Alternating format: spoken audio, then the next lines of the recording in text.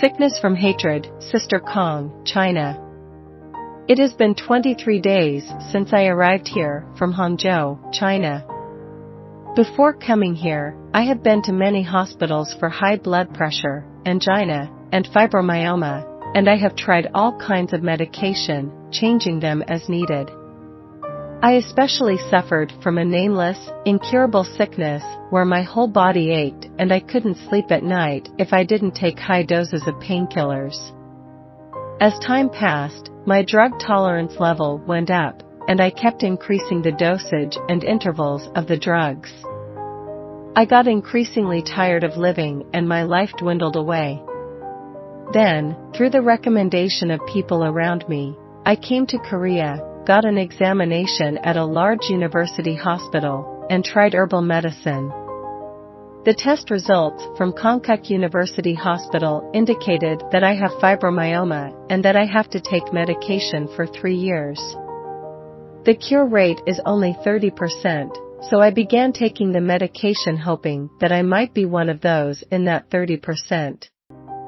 This painkiller took away the aches, but it made my mind dull and drowsy. I had neither appetite nor energy.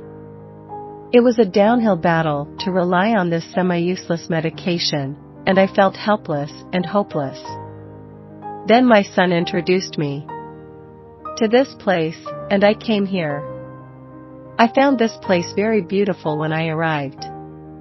Before leaving, my son held my hands and said to me, "Mother, this place will tell you not to take your medication while you are here.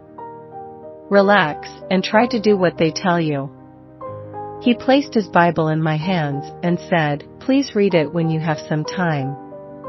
How can they cure our sickness without any medication? This is a weird place, I thought to myself as I entered the room. I asked those who were already there whether it was true, and they all said it was so.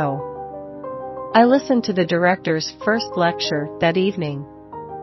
Her voice was soft, but the dignified words spoken really touched my heart, and I felt I could believe her.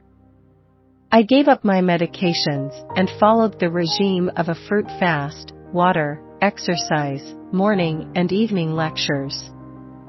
I diligently followed all the activities. I lost 4 to 5 kilograms, and I felt my body become much lighter. I had none of the usual chest pains at night, even though I wasn't taking medication. My head became clear, so I didn't need to worry about my high blood pressure. The body aches and other pains gradually subsided, and other symptoms almost disappeared. As a result, I began to stop worrying about my disease. I could listen to the director's lectures more carefully, and my attention was drawn to Jesus.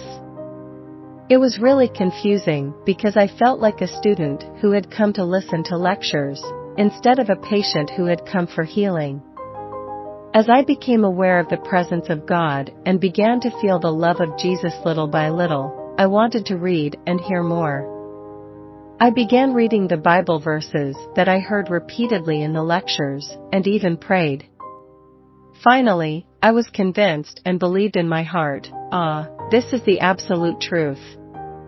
Even if everything else is thrown out, I must hold on to this, and although I cannot accomplish much in life, I must hang on to this truth.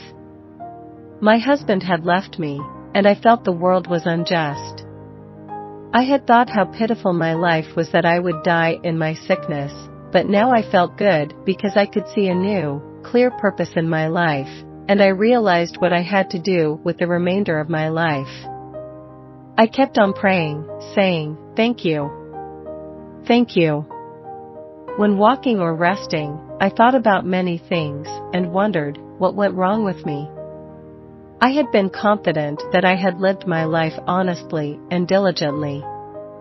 Then I realized that I'm a sinner, and the question of why I needed to repent gradually began to be clear. I could see that the sickness I had was a sickness of the heart. It was a sickness from a heart full of hatred, covetousness, jealousy, anger, self, etc. I learned that my sickness was caused by a lack of love in my heart. I also learned that only God could heal this sickness, and in order for him to heal me, I had to open my heart and accept his will in my life and obey his words. Only then could I be liberated from my sickness. Thus, I began to search my heart for my sins. Sins began to be revealed in heaps, continuously, and I could not help but to humbly bow my head.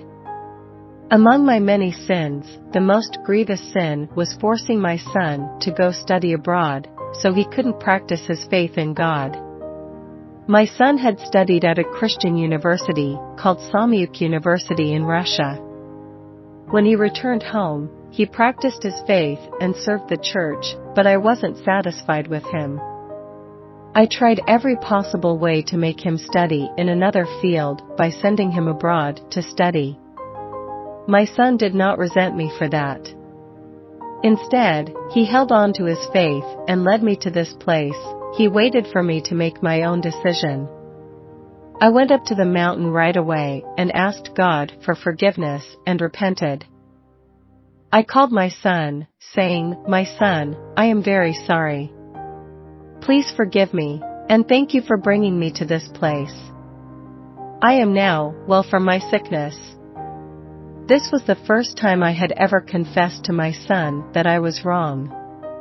I realized that my sickness began 20 years ago when my husband left me, leaving me to raise our 2 children by myself, and I faced a dilemma. I wondered how I was going to forgive him. It became transparent to me that forgiving my husband would be for my sake, the way for me to survive. It was also the way to please God.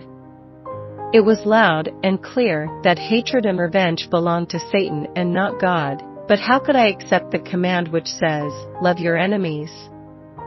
One day, the director shared a very interesting lecture titled 3 Ways to Avoid Stress that pierced my frustrated heart. When my heart toward forgiveness, I realized that my faults were bigger, and I began to pity the man whose situation had turned sour. I thought to myself, if I had known God earlier, we would not have become enemies. Suddenly, a large weight was lifted from my heart and I felt light. I was convinced that I would no longer suffer from the past. It happened very quickly, but I have been deeply moved by my experience. I am so grateful that I have come here to realize that God is alive and working for us, and to learn all that He is doing. Another thing that I am thankful for is the blessing to know the truth I have encountered. I will eagerly follow the Lord with an attitude of deep humility. Finally, I would like to express my deepest gratitude to Director Choi and her employees who are working very hard to give new life to those who are dying. I will live the rest of my life according to the Lord's will and share this good news to those I meet in China, following in the footsteps of the director.